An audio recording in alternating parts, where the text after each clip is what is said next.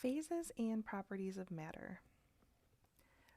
So matter is anything that occupies space and has mass. The three most common states or phases of matter include a solid, which is a rigid and possesses a definite shape, liquid, which flows and takes the shape of its container, and gas, which takes both the shape and volume of its container. So a solid has a fixed shape and volume.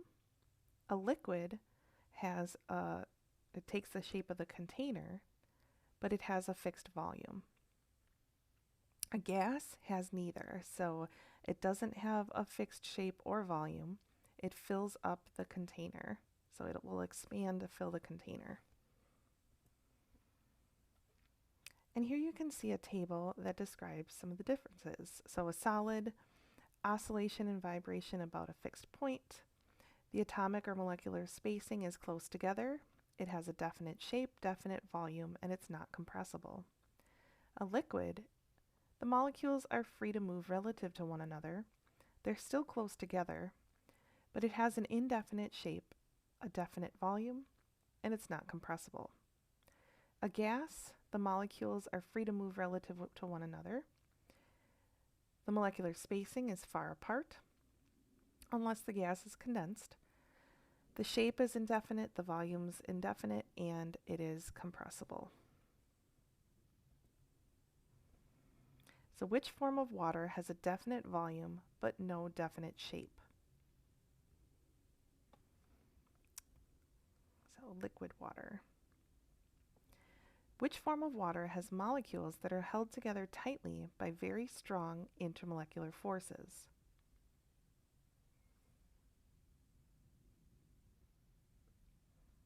Ice.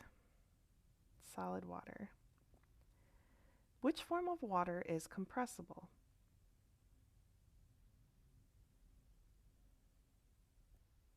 Steam, the gas form of water. What physical state is found in the container?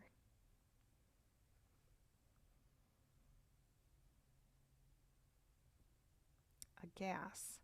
It's a gas because the molecules are spaced far apart and they are spread out throughout the entire container.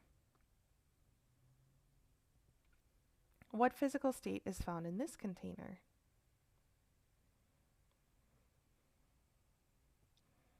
This is a liquid because the molecules are close together, but they are taking the shape of the container.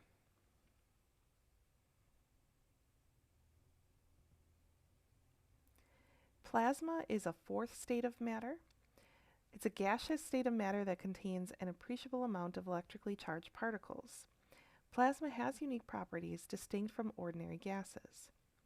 It's found in certain high temperature environments, so naturally, stars and lightning, man-made television screens.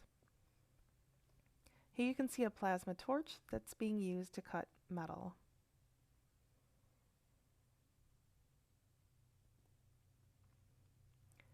Mass is different from weight. So in chemistry, we always refer to mass. When you go to the doctor's office, typically they'll refer to your weight.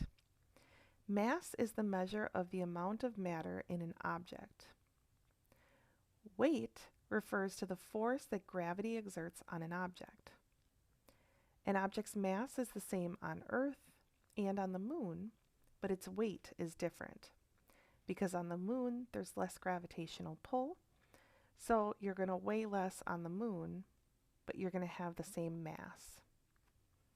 It's important to note the difference between mass and weight, and every time we measure something in this course, we do want to refer to mass. The law of conservation of matter says that there is no detectable change in the total quantity of matter present when matter converts from one type to another. So, law of conservation of matter. So the quantity of matter is going to be the same before and after a chemical reaction. It can be converted into different types, and it can be converted into different types of energy, but matter is going to remain constant no matter how we change it. It's true for both chemical and physical changes. An element is a type of pure substance that cannot be broken down into simpler substance by chemical changes. So in the course shell, you will see that there is the chemistry aid sheet, and in there is a periodic table. If you've never seen a periodic table of elements before, I highly recommend that you get that chemistry aid sheet. You can also just Google an image of the periodic table. Everything listed in the periodic table is an element. There are more than 100 known elements. 90 of these occur naturally. 24 or so have been created in laboratories. Atom is the smallest particle of an element that has the properties of that element and can enter into a chemical combination. A molecule consists of 2 or more atoms connected by strong forces, known as chemical bonds. So an atom is an individual unit of an element. A molecule is when you combine 2 or more atoms together using chemical bonds. So an atom of oxygen is just 1 oxygen particle. A molecule of oxygen is actually 2 oxygen atoms bonded together, O2. A molecule of water is 2 hydrogen atoms and 1 oxygen atom. If you've ever heard of water referred to as H2O, H2 means that there's 2 hydrogens, and O means that there's 1 oxygen. So 1 molecule of water, H2O, actually consists of 3 atoms.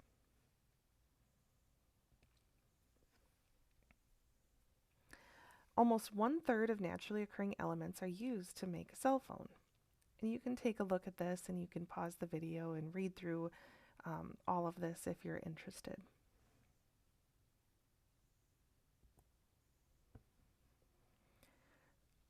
Pure substances and mixtures. So pure substances have a constant composition. Elements are pure substances that cannot be broken down into simpler substances by chemical changes. They consist of only 1 type of element or 1 type of atom. Examples of elements include gold, phosphorus, and oxygen. Compounds are pure substances that can be broken down into simpler substances by chemical changes. It consists of 2 or more types of elements that are chemically bonded, and examples are water, H2O, C6H12O6, which is glucose, and AgCl, which is silver chloride.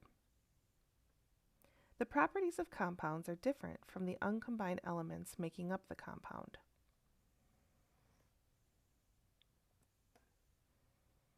So the compound mercury 2 oxide, when heated, decomposes into silvery droplets of liquid, mercury, and invisible oxygen gas.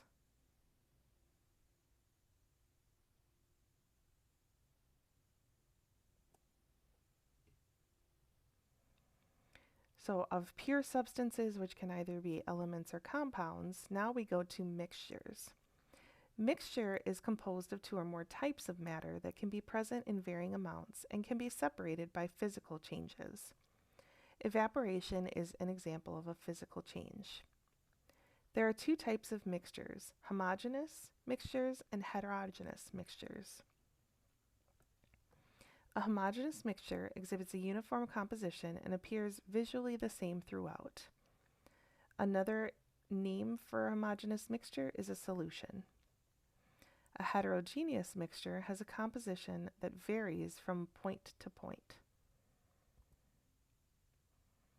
So oil and vinegar salad dressing is a heterogeneous mixture because you can physically see the separation of the oil and the vinegar. A commercial sports drink is a homogeneous mixture because its composition is uniform throughout.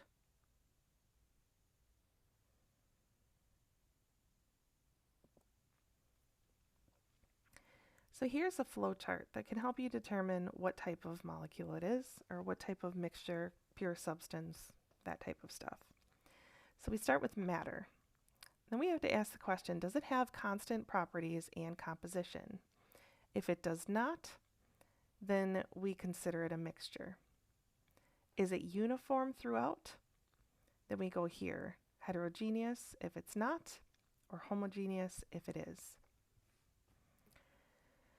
Does it have constant properties and composition? Yes, then it's a pure substance. Can it be simplified chemically? If no, it's an element. If yes, it's a compound. And here's another chart, very similar, but it actually breaks it down so you can see the differences. So here, pure substances, elements are made of one type of atom, so it's all uniform.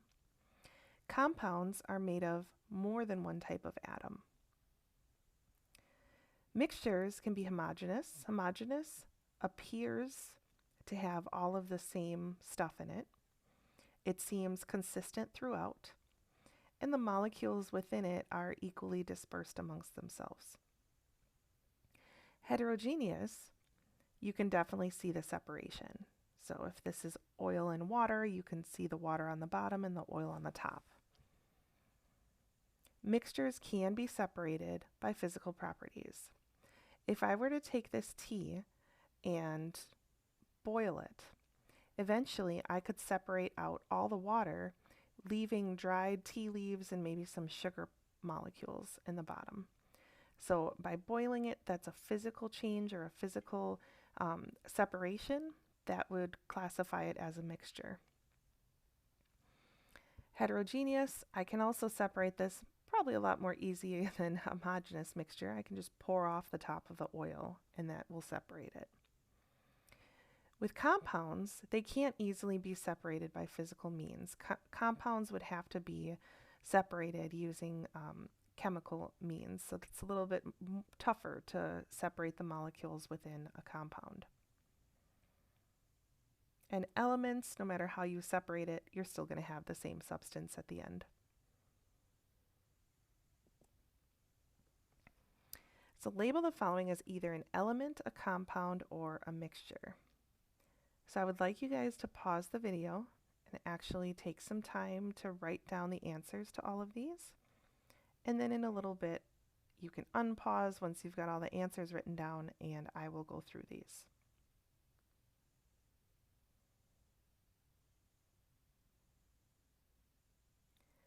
So hopefully by now you've had a chance to write down the answers that you think all of these are. So we're going with element, compound, or mixture.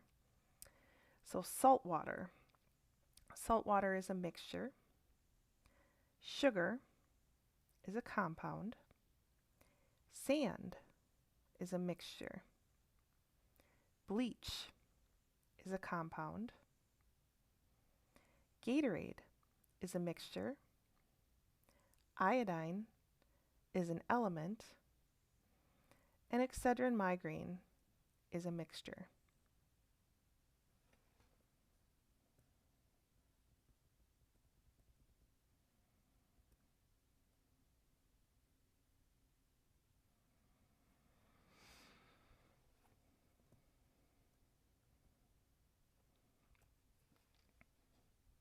So with this slide, we haven't talked about ionic or molecular compounds.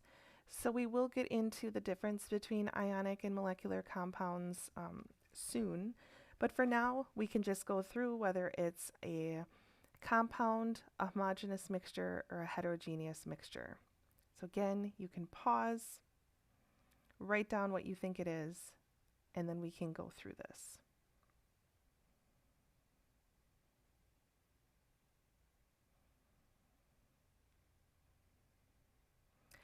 Okay, so hopefully you had a chance to pause the video and review these. So 1, 2, and 3 are compounds. 4 is a homogeneous mixture. 5 is a compound. 6 is a heterogeneous mixture. 7 is a compound. 8 is a homogeneous mixture. 9 is a compound. 10 is a compound. 11 is a homogeneous mixture. And 12 is a heterogeneous mixture.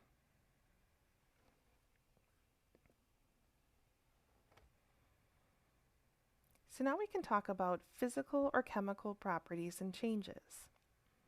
Physical properties can be determined without changing the substance's chemical composition. This is an example of some physical properties of matter. So chlorine has a yellow-green color. So we can determine the color based on just looking at it. We don't have to change its chemical composition to figure out what color it is. It has an odor to it. We can smell it. We don't have to change the chemical composition in order to smell it. It tastes sour. So we can taste it without changing its chemical composition. It has a physical state as a gas and a melting point and a boiling point. Those are all things that we can physically observe about each one of these without actually changing the chemical composition. Chemical properties describe the substance's ability to react and to form new substances. The characteristic odor of gasoline is a physical property. Gasoline does not change its composition when it exhibits its odor. But the flammability of gasoline is a chemical property. Gasoline does change its composition when it burns.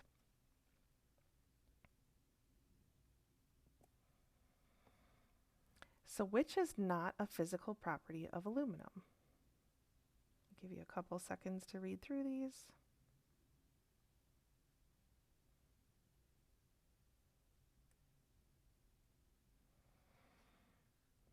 Okay, the correct answer is C, because we're talking about aluminum reacting. And when we're talking about it reacting with something, it forms a chemical change. So it's talking about a chemical property there. Which property of acetone is a chemical property?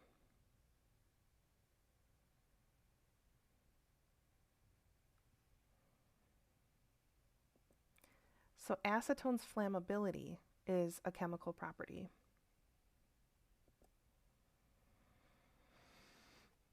The atomic or molecular composition of a substance does not change when the substance displays its physical properties.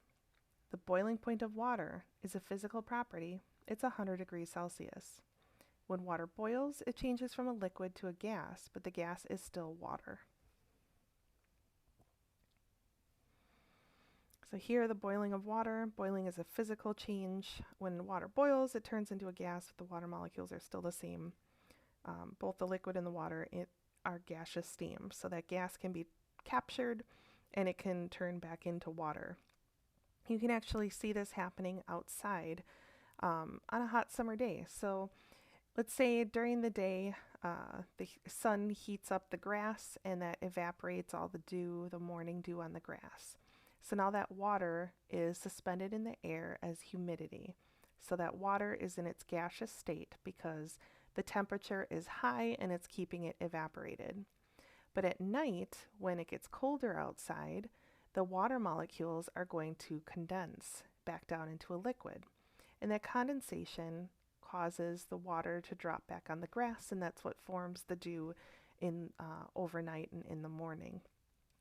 Those are all examples of physical changes. The water going to humidity and then back down to liquid water on the grass, that's physical change. Tearing a piece of paper in half. If you rip a piece of paper in half, it's a physical change. It's still paper, it's just smaller paper, but you didn't change the chemical properties by ripping it in half.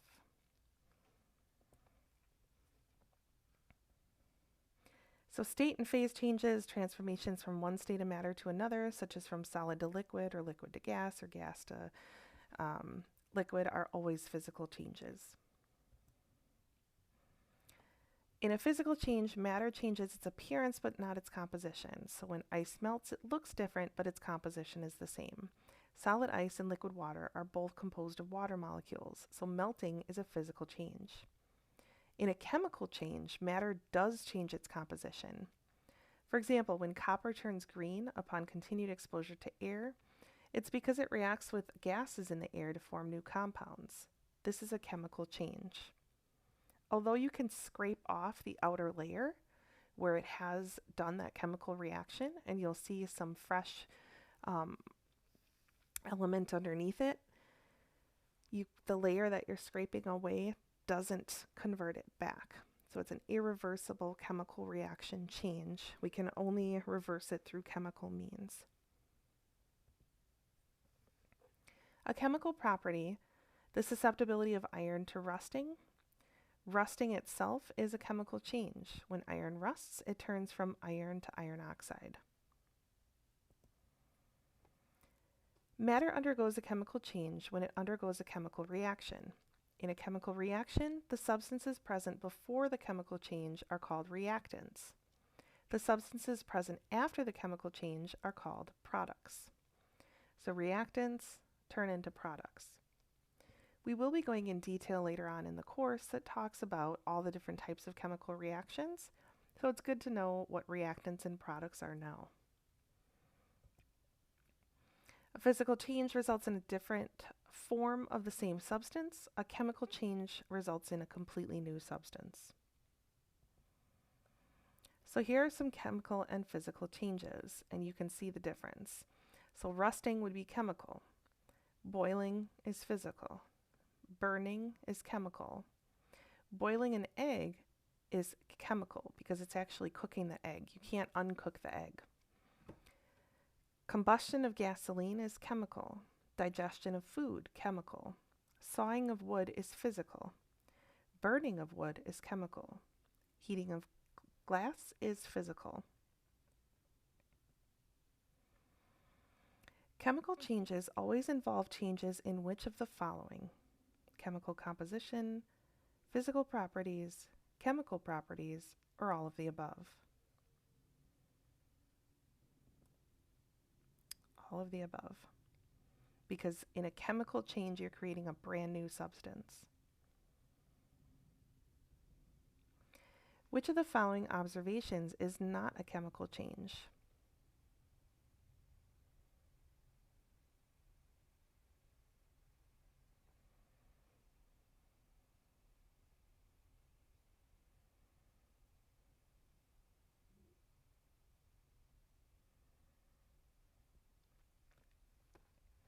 Converting iron to steel. So iron to steel, you're basically just creating a mixture. Which is a chemical change?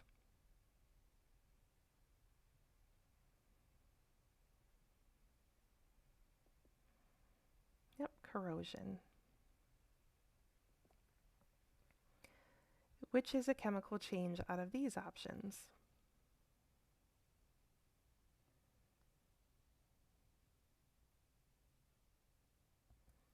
Tarnishing.